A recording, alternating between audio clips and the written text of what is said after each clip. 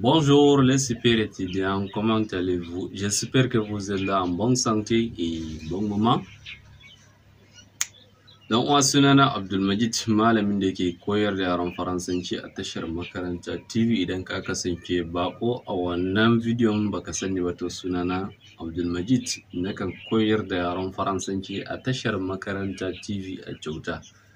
Matukar kana so ka koyi yaran Faransanci tare da tashar makaranta TV, ka yi ƙoƙari ka danna alamar subscribe ko kuma ce maka sabo ne, sai ka yi ƙoƙari ka danna alamar ƙararrawa. Yin hakan zai baka dama za ka samu bidiyoyi wanda muka yi da akan darasi, saboda tashar makaranta TV ba wannan ne bidiyon ta na farko ba, domin mun daɗe muna koyar da darussuka fiye da darasi 100 a tashar makaranta TV akwai shi.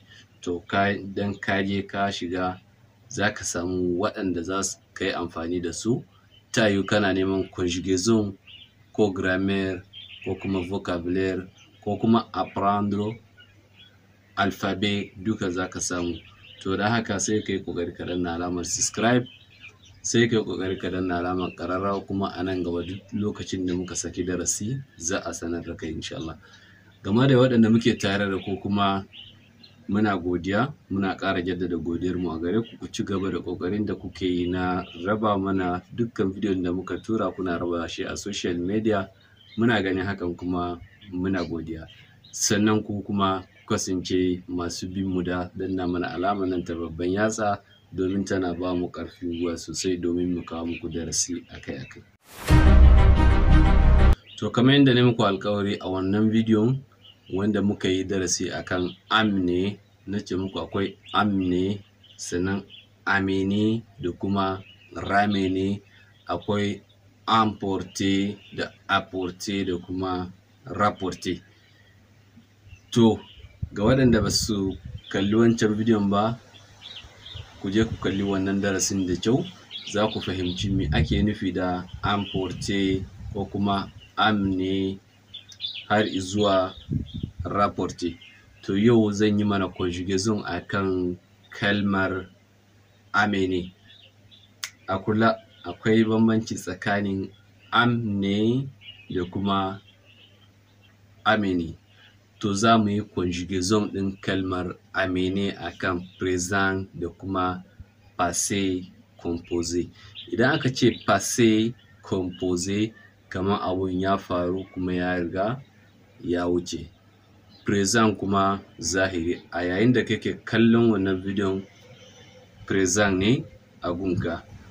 Da fatan kun fahimci bambanci tsakanin présent da kuma passé composé ga sabbin ɗalibai. To kamar yadda na gaya muku, za mu yi conjugaison. Idan aka ce conjugaison kamar kalma ɗaya ne, to ka rarraba ta, kana magana akan wani ko a karan kanka ko kuma da wasu, shine ma'anar conjugaison.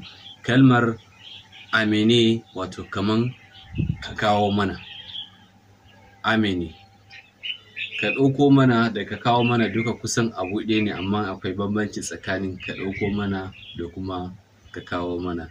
Idan aka ce emporter kaman ɗaukowa, amma shi kuma na kaiwa, to apporter kuma kaman ka kawo mana, amene kuma kaman apporter kaman ka ɗauko mana, amene kuma ka kawo mana. To shine za mu yi conjugaison akan présent. Kamar ni ina magana, zan ce j'amène, wato ina kawo.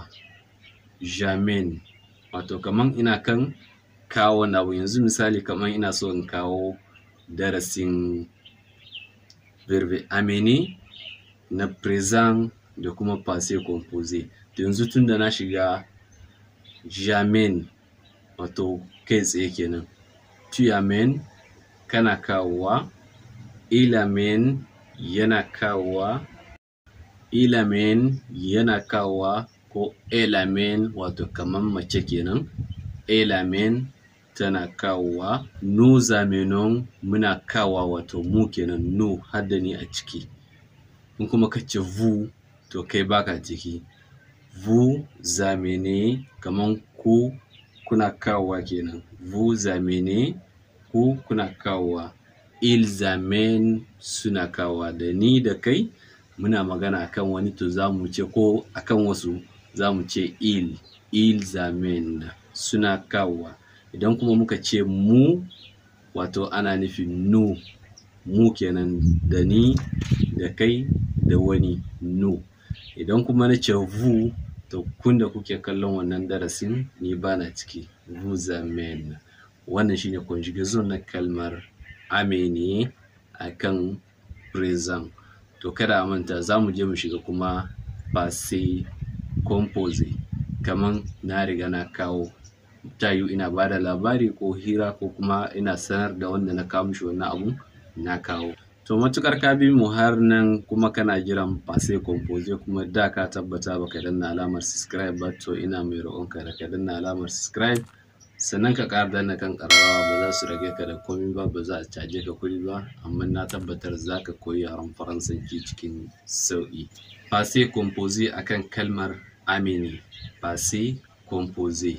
J'ai amené. J'ai amené, na kawo.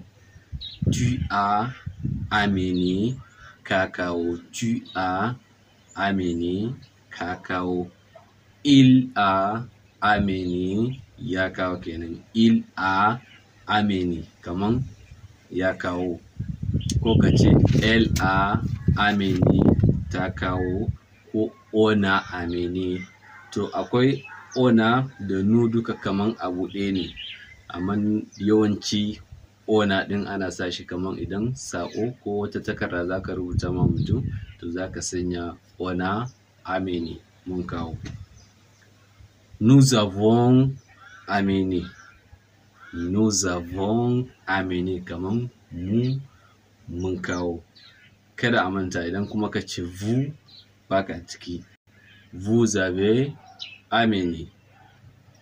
Vous avez amené, kaman kun kawo. Vous avez amené, kaman ni bana cikin ku.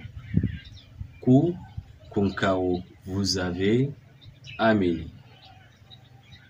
Idan kuma mutane ne da dama, babba da yaro baka ware kowa ba, za ka ce il, kuma ya kasance da ni da kai muna magana kan wasu, za mu ce ils sont amenés.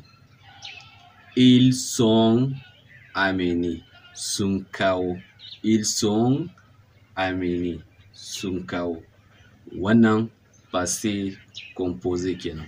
Idan kuma mata ne za ka sanya elles. Elles sont amenées, wato mata zalla kenan. Idan aka tambaye ka sun kawo wani abu, oui, ils sont amenés. To duka yan uwa, ina fatan kun fahimci darasin nan namu na yau akan kalmar amener. Ya rage mana kuma ramener akan kalmar. Mun fara da amne da amener, saura mana ramener kafin mu shiga cikin emporter, apporter da kuma rapporter. Kasance tare da tashar Makaranta TV, insha Allah na tabbata wata rana sai labari. Da haka ina ce muku au revoir, au prochain cours.